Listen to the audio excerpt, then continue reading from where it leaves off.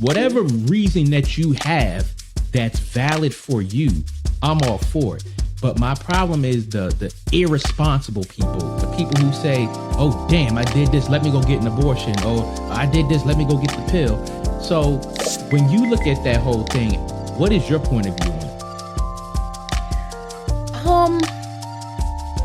I'm conflicted. I'm conflicted because taking away their choice, I think, opens a Pandora's box. Right. So if we have somebody, let's just say they're irresponsible and they're forced to go through with an unwanted pregnancy and say they don't have the means to support the child, then that's a burden to the taxpayers because they're going to be relying on government assistance. Or let's go a step further, an unwanted pregnancy. So what if they have, animosity towards this child that they didn't want, and then they become abusive towards this child? Then, you're adding another layer, and we don't have a crystal ball. We can't predict the outcome after that child is birthed. Right. Do we gamble with that? Do we force a woman to have a child that she doesn't want? Yeah, I mean, we're supposed to, as women, have, maternal instincts. Well, we know that every woman doesn't, possess that. Right.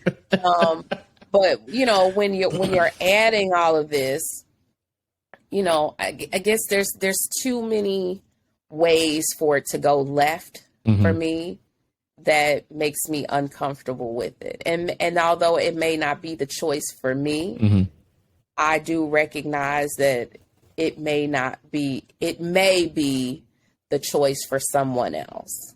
Yeah. I mean, I get it. And you hear people saying that, adoption is an issue and, stuff like that, but that presents a whole set of problems too. And they shouldn't be using abortion as a Band-Aid at the same time. I don't know. Is the glass half empty or is it half full? Yeah. My thing, like I say, I'm all for a woman doing whatever she want to do because it's her body. I don't own it. But the only thing that, and again, it's whatever. I believe a woman should do what she want to do with her body. But my concern overall is, abortions cause problems. And I'm not talking, financially. I'm talking emotional and physical problems. And I don't think a lot of people take that into consideration, when they're looking at this.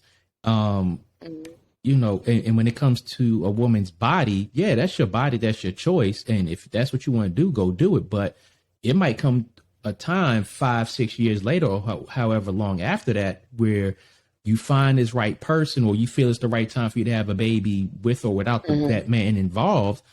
And because you got that abortion or 2 or 3, you may not be able to carry a baby to term. And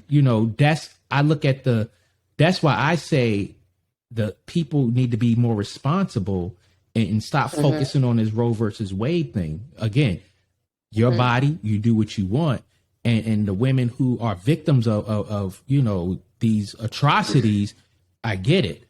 But these people, and I was a teenager, I was hiding the ass, so I get it. You want to get it. You want to get it. You want to get it. But, you have to think about those things.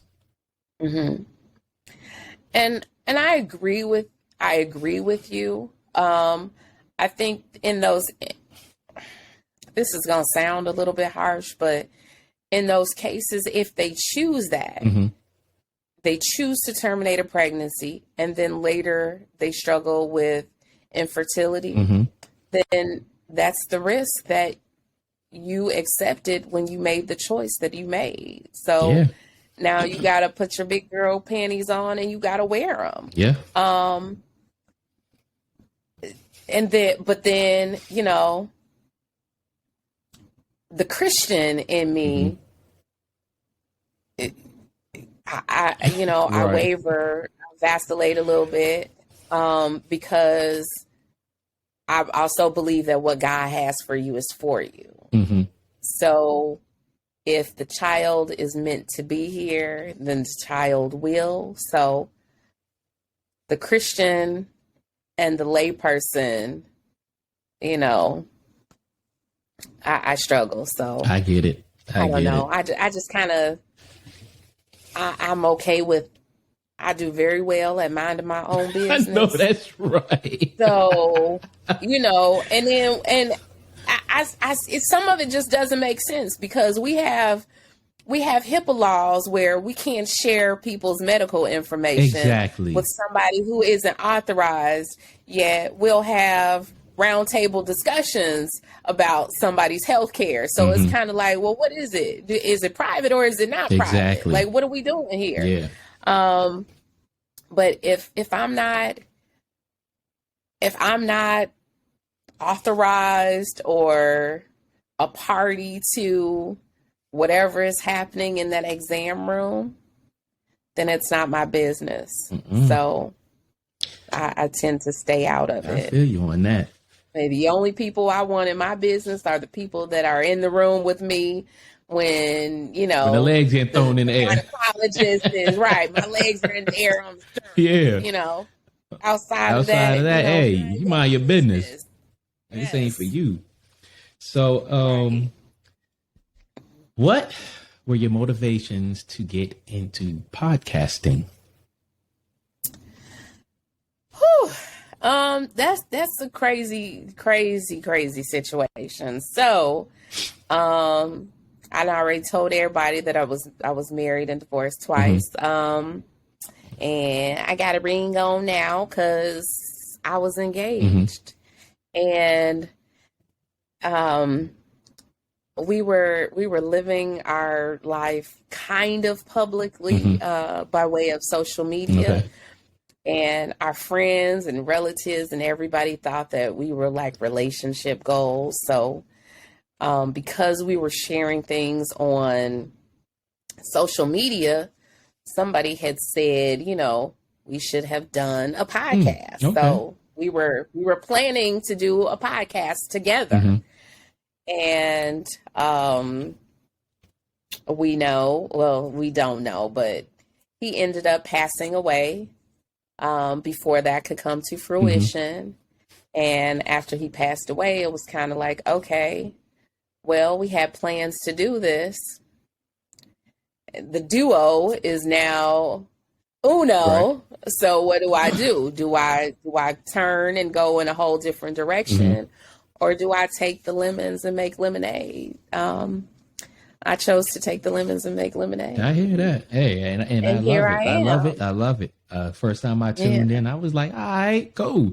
And it was fortunate enough. When did I tune in? I think I was leaving work or something like that. I tuned in. I was driving, listening. I was like, all right, shit, cool. I gotta, check out. Then I popped up on there one day. And I was so nervous like to do this because then it was kind of like, well, if it's just me, what am I going to be talking about? Yeah. Because, it's different if you have a partner and, you guys are, talking and just having a regular conversation, then it kind of flows. And then it was kind of like, well, if I'm just on here by myself, what am I going to be talking about? And then I realized that, okay, there's a whole lot that has happened in your life, girl. You got a whole story. And after he passed, I ended up having to go to grief therapy or grief counseling. And my therapist in grief counseling, one of her homework assignments for me was to write, like when I would have my down days, she would have me like write letters to my fiance and like say the things or express how I was feeling and stuff like that. And, in our session, she would be asking me